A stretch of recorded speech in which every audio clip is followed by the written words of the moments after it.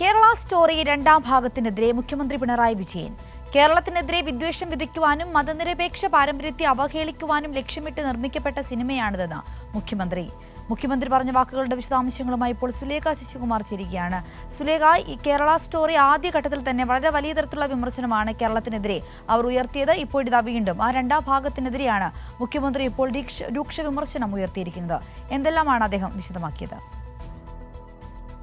എന്തായാലും കേരളത്തിനെതിരെ വിദ്വേഷം വിതയ്ക്കാൻ വേണ്ടിയും അതിനൊപ്പം തന്നെ കേരളത്തിലുള്ള മതനിരപേക്ഷ പാരമ്പര്യത്തെ അവഹേളിക്കുക എന്നുള്ള ലക്ഷ്യമിട്ടാണ് ദ കേരള സ്റ്റോറി എന്ന ചിത്രം നിർമ്മിക്കപ്പെട്ടത്. അതിന്റെ രണ്ടാം ഭാഗം പുറത്തിറങ്ങുന്നു എന്നതാണ് പുതിയൊരു കാര്യം. അതിന്റെ ട്രെയിലർ അടക്കം കഴിഞ്ഞ ദിവസങ്ങളിൽ പുറത്തു വന്നിരുന്നു.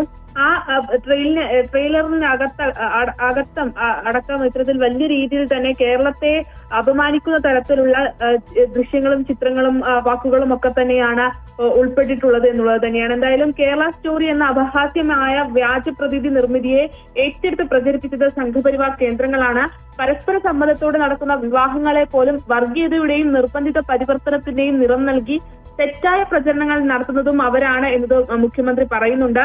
വർഗീയ കലാപങ്ങൾ ഇല്ലാത്തതും എല്ലാ മതവിശ്വാസികളും പരസ്പര ബഹുമാനത്തോടെ സഹവർത്തിക്കുന്നതുമായ കേരളത്തെ അവർ ശത്രുതയോടെയാണ് കാണുന്നത്. നമ്മുടെ നാടിന്റെ ശാന്തതയിലും സമാധാനത്തിലും വിഷം കലർത്താൻ ശ്രമിക്കുന്ന ഇത്തരം ശക്തികളാണ് ഇത്തരത്തിൽ നാടിന്റെ ശത്രുക്കൾ ആണ് എന്ന് തന്നെയാണ് മുഖ്യമന്ത്രി പറഞ്ഞു വെക്കുന്നത്. ബീഫ് എന്ന് പേരിട്ടത് കൊണ്ട് മാത്രം ചലച്ചിത്ര IFFK മേളയിലെ ഒരു ചിത്രത്തിന്റെ പ്രദർശനാനുമതി പോലും നിഷേധിച്ച കാലത്ത് സമൂഹത്തിൽ ഭിന്നതയും വിദ്വേഷവും പടർത്തുക എന്ന ലക്ഷ്യത്തിൽ ഉത്പാദിപ്പിക്കുന്ന ദിശ സൃഷ്ടികൾക്ക് എങ്ങനെയാണ് പ്രദർശനാനുമതി ലഭിക്കുന്നത് എന്നത് ആശ്ചര്യകരമാണ് എന്നതുകൂടി മുഖ്യമന്ത്രി ഈ കുറിപ്പിൽ പറയുന്നുണ്ട്. എന്തായാലും എല്ലാ മേഖലകളിലും മാതൃകയായ കേരളം സുസ്ഥിര വികസന സൂചികയിൽ മുൻപന്തിയിൽ നിൽക്കുന്ന ക്രമസമാധാന പാലത്തിൽ അടക്കം മാതൃകയായ കേരളത്തിന്റെ മതസൗഹാർദ്ദത്തിനെയാണ് ഇത്തരത്തിൽ അവഹേളിക്കുന്ന നില അത് ഉണ്ടാകുന്നത്. ഇത്തരത്തിൽ ഈ കേരള സ്റ്റോറി എന്ന് പറയുന്ന സിനിമയിൽ ഉണ്ടാകുന്നത് വ്യാജ പ്രചരണങ്ങൾ കൊണ്ട് കേരളത്തിന്റെ മതേതര അടിത്തറ തകരില്ല എന്നത് തെളിയിക്കാനുള്ള ഉത്തരവാദിത്തം അത് ഓരോ കേരളീയരുടെ കൂടിയാണ് എന്നതുകൂടി മുഖ്യമന്ത്രി പറയുന്നുണ്ട്.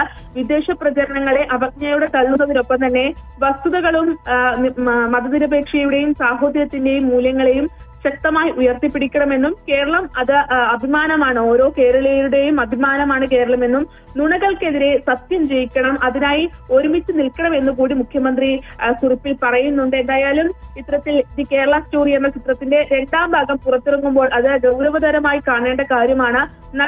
നട്ടാൽ കുരുക്കാത്ത നുണകളും വിദ്വേഷവും കേരള വിരുദ്ധ പ്രചരണവും കുത്തിനിറച്ച ഒന്നാം ഭാഗം വർഗീയ ലക്ഷ്യത്തോടെ നിർമ്മിച്ചതാണ്. അതിന് പിന്നാലെയാണ് ഇത്തരത്തിൽ രണ്ടാം ഭാഗം ദി കേരള സ്റ്റോറി എന്ന സിനിമയുടെ രണ്ടാം ഭാഗം പുറത്തു വരുന്നത്. കലാസൃഷ്ടിയുടെ മേലങ്കി അണിഞ്ഞ് പുറത്തിറക്കിയ ആ വികൃത സൃഷ്ടിയെ റിയൽ കേരള സ്റ്റോറി വിളിച്ചു പറഞ്ഞുകൊണ്ട് തള്ളിക്കളഞ്ഞതുമാണ് കേരളത്തിന്റെ അല്ലെങ്കിൽ മലയാളികളുടെ പാരമ്പര്യം എന്ന് പറയുന്നത്. അത്തരത്തിൽ തന്നെ ഇനി വരുന്ന കേരള സ്റ്റോറി എന്ന രണ്ടാം ഭാഗവും അത്തരത്തിൽ തന്നെ ഈ വിദ്വേഷ പ്രചരണങ്ങൾ തള്ളിക്കളയാൻ തയ്യാറാകണമെന്നത് തന്നെയാണ് മുഖ്യമന്ത്രി കുറിപ്പിലൂടെ പറയുന്നത്. സിന്ധൂരി.